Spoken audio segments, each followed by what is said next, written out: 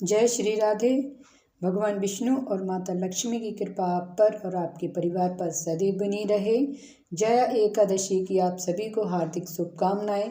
आज इस वीडियो में आप प्राप्त करेंगे जया एकादशी विधि, महात्म एवं व्रत कथा। राजा युधिष्ठिर बोले, हे आदिदेव जगतपते, हे कृष्ण, चारों प्रकार के जीवों को उत्पन्न, पालन और नाश करने वाले आप ही हैं। माघ कृष्ण पक्ष की सठतिला एकादशी आपने अच्छी तरह वर्णन की। अब कृपा करके माघ शुक्ल एकादशी का वर्णन करिए। उसका क्या नाम है और क्या विधि है? उसमें किस देवता का पूजन किया जाता है? श्री कृष्ण जी बोले, हे राजेंद्र, माघ शुक्ल पक्ष में जया नाम से एकादशी प्रसिद्ध है।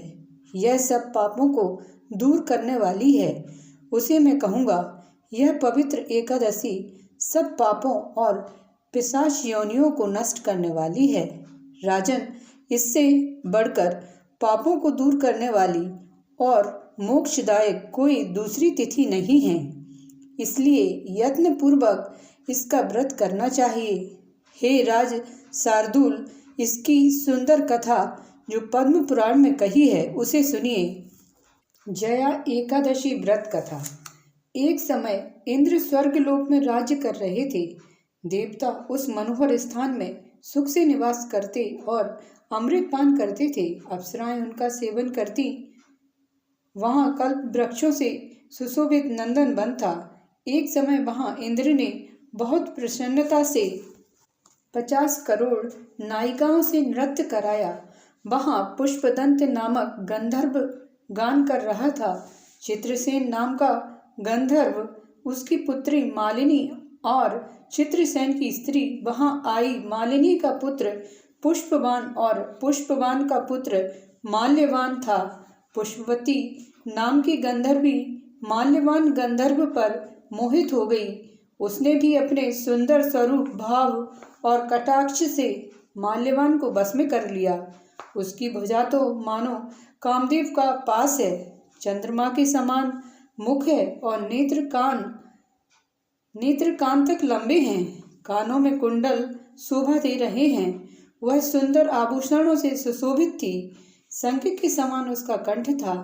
लाल कमल के समान शोभायमान चरण थे। ऐसी पुष्पवती पर माल्यवान भी मोहित हो गया। इंद्र को प्रसन्न करने के लिए नृत्य में वे दोनों आए और अप्सराओं के साथ गान करने लगे। मोहित होने से उनका चित्त डामाडोल हो गया। इससे शुद्ध गायन नहीं कर सके। परस्पर दोनों की दृष्टि बंध गई और दोनों कामदेव के वशीभूत हो गए। ताल और राग की गति बिगड़ने से इंद्र उन दोनों के मन की बात को जान गए। तब इंद्र ने अपना अपमान समझकर कुपित होकर उन दोनों को श्राप दे दिया। मेरी आज्ञा भंग करने वाले मूर्ख पापियों, तुमको धिक्कार है। तुम दोनों पिशाच रूप हो जाओ। मनुष्य लोक में जाकर अपने कर्म का फल भोगो। इंद्र के श्राप से श्रापित होकर वे दोनों हिमालय पर्वत पर पिशाच होकर बड़े दुखी हुए। पिशाच योनि से उन दोनों को बहुत कष्ट हुआ। श्राप के कारण उनको गंध, रस और स्पर्श का ज्ञान नहीं होता था। शरीर में जलन होती थी, नींद नहीं आती थी। उस विशाल पर्वत पर भ्रमण करते हुए शीत से पीड़ित वे दोनों परस्पर वार्तालाप करने लगे। शीत के कारण दांत कटकटाने लगे और शरीर में रोमांच खड़े हो गए। पिशाच शीत से पीड़ित होकर अपनी स्त्री से बोला, हमने ऐसा कौन सा दुखदायी पाप किया है जिस दुष्कर्म से हम दोनों को पिशाच योनि प्राप्त हुई है? मैं पिशाच योनि को कठोर और निंदित नरक समझता हूँ, इसलिए किसी प्रकार का पाप नहीं करना चाहिए। इस प्रकार वे दुख से घबरा कर चिंता करने लगे। देवयोग से माघ शुक्ल एकादशी की तिथियों में श्रेष्ठ जया नाम की प्रसिद्ध तिथि आ गई। उस दिन उन दोनों ने कुछ आहार नहीं किया। हे नृपते, उस दिन उन दोनों ने जल भी नहीं पिया, न जीव हिंसा की, न पत्ते और फल खाए। रात हो गई। जाड़े से कांपने लगे और जड़ सरीखे हो गए। शरीर और भुजाओं से परस्पर आलिंगन किए हुए पड़े रहे। न नींद आई, न सुख मिला, न मैथुन की इच्छा हुई। हे राज शार्दूल, इस प्रकार की इंद्र के श्राप से पीड़ित उन दोनों दुखियों की रात्रि बड़े कष्ट से व्यतीत हुई, परंतु एकादशी के व्रत और रात्रि में जागरण करने से उन दोनों को व्रत के प्रभाव से जो फल मिला उसे सुनो। हे नृपते, जय एकादशी का व्रत करने से और विष्णु के प्रभाव से द्वादशी के दिन दोनों पिशाच योनि से छूट गए। पुष्पवती और माल्यवान पहले की तरह रूपवान, स्नेह युक्त और आभूषणों से सुशोभित हो गए। अप्सरागण सेवा करने लगी। तुम्भ्रु आदि गंधर्व स्तुति करने लगे। दोनों स्वर्गलोक में पहुँचे। इंद्र के सम्मुख जाकर प्रसन्नता से प्रणाम किया। उनको पहले की तरह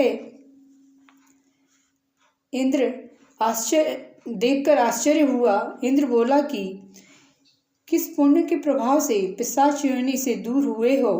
किस देवता ने तुमको मेरे श्राप से छुड़ाया है? माल्यवान बोला, वासुदेव की कृपा से और जया एकादशी के व्रत से हमारा श्राप मोचन हुआ है। फिर इंद्र बोला, एकादशी का व्रत और विष्णु की भक्ति करने से तुम पवित्र हो गए। जो मनुष्य शिव तथा विष्णु की भांति भक्ति में लीन हैं, वे निसंदेह हमारे भी पूज्य और वंदनीय हैं।